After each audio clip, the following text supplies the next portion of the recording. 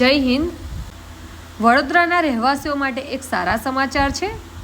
પોતાના ઘરનું સપનું ફક્ત 5,50,000માં હવે પૂર્ણ કરી શકશે। અરજી કેવી રીતે કરવી, અરજી કરવા માટે કયા કયા ડોક્યુમેન્ટ્સની જરૂર પડશે, દરેક માહિતી આપણે આ વિડીયોમાં જોઈશું। સૌપ્રથમ આપણે તમારા લેપટોપ અથવા તો મોબાઈલના ગૂગલ બ્રાઉઝરમાં આવી જઈશું। ત્યાં આપણે www.vmc.government.in ટાઈપ કરીશું, એટલે કે વડોદરાની ઓફિશિયલ વેબસાઇટ ઉપર ક્લિક કરીશું।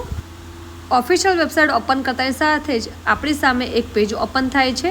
અહીંયા તમે જોઈ શકો છો કે વડોદરા મહાનગરપાલિકામાં અફોર્ડેબલ હાઉસિંગ વિભાગ માટે જાહેર સૂચના આપવામાં આવેલી છે। આ આવાસ યોજનાના મકાનો કુલ 2 જગ્યાએ બનાવવામાં આવશે, જેમાંનું પહેલું છે વડોદરામાં ભાયલી ગામ।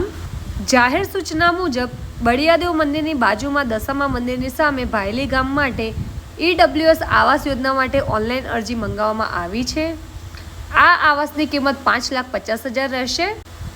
EWS 2 ટાઈપના આવાસ મેળવવા માટે ઓનલાઈન ફોર્મ ભરવાની સમય મર્યાદા વધુ 30 દિવસ એટલે કે તારીખ 4/9/2025 સાંજના 6 વાગ્યા સુધી તમે ઓનલાઈન અરજી કરી શકો છો।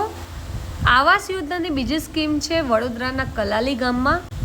જાહેર સૂચના મુજબ ખિસકોલી સર્કલથી આગળ જતા નુર્મ આવાસ પાસે કલાલી રોડ કલાલીમાં આ બીજી સ્કીમ તૈયાર કરવામાં આવશે। EWS 2 ટાઈપના આવાસો ટોટલ 1900 બનાવવામાં આવશે। અહીંયા તમને આવાસની કિંમત 5,50,000 રહેશે। આ આવાસ મેળવવા માટેની પ્રક્રિયા ઓનલાઈન અરજી તમે 30 દિવસ એટલે કે 18/9/2025 સાંજના 6 વાગ્યા સુધી ઓનલાઈન અરજી કરી શકો છો। અરજી પ્રક્રિયા સંપૂર્ણ ઓનલાઈન રહેશે। ભાયલી ગામ માટે તમારે 4/9 સુધીમાં અરજી કરવાની રહેશે, જ્યારે કલાલી ગામ માટે તમારે 18/9/2025 સુધીમાં અરજી કરવાની રહેશે। પેજને સ્ક્રોલ કરતાની સાથે તમે જોઈ શકો છો કે અહીંયા તમને સંપૂર્ણ માહિતી આપેલી છે।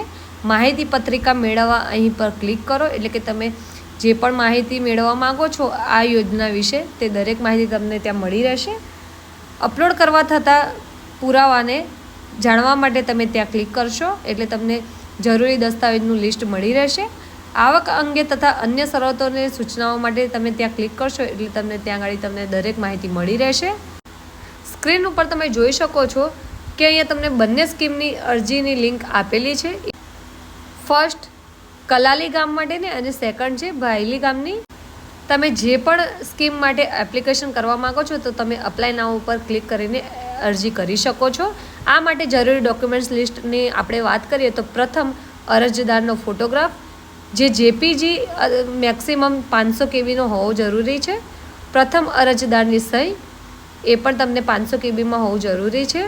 બેંક દ્વારા ફોર્મ ફી તથા ડિપોઝિટ રકમ ભર્યાના બેંક અધિકૃત સિક્કાવાળા ચલણની કોપી, જે PDF ફોર્મેટમાં હોવું જરૂરી છે। મેક્સિમમ સાઇઝ 1 MBની હોવી જોઈએ।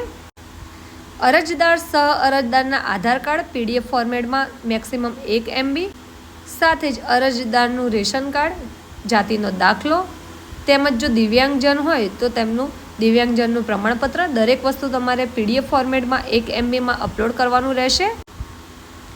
રહેઠાણનો પુરાવો, જેમ કે ભાડે રહેતા હોય તો ભાડા કરાર, આધાર કાર્ડમાં લખેલ રહેઠાણનો પુરાવો, જો હાલનું અને આધાર કાર્ડમાં દર્શાવેલ રહેઠાણ અલગ હોય તો ફરજિયાત લાઇટ બિલ, આવકનો પુરાવો, સાથે જ બાહેધરી પત્રક એટલે કે સેલ્ફ ડિક્લેરેશન, અને જો અરજદાર સિંગલ હોય તેવા કિસ્સામાં અરજદારની સહી સાથેનું બાહેધરી પત્રક આપવાનું રહેશે। બેંક પાસબુકની નકલ પ્રથમ પેજની।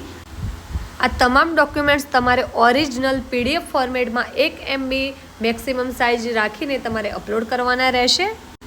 એપ્લિકેશન કરવામાં કોઈ પણ પ્રોબ્લેમ જણાય તો જરૂરથી અમને કમેન્ટ કરજો। આ માહિતીને વધુને વધુ શેર કરજો, જેથી પોતાના ઘરનું સપનું જોઈ રહેલા લોકો આ સપનું પૂર્ણ કરી શકે। માહિતી પસંદ આવી હોય તો વિડીયોને જરૂરથી લાઇક કરજો। ગુજરાત સરકારી હબ પર જો તમે નવા આવ્યા છો તો ચેનલને જરૂરથી સબસ્ક્રાઈબ કરજો, જેથી આવી અવનવી માહિતી અમે તમારા સુધી પહોંચાડી શકીએ।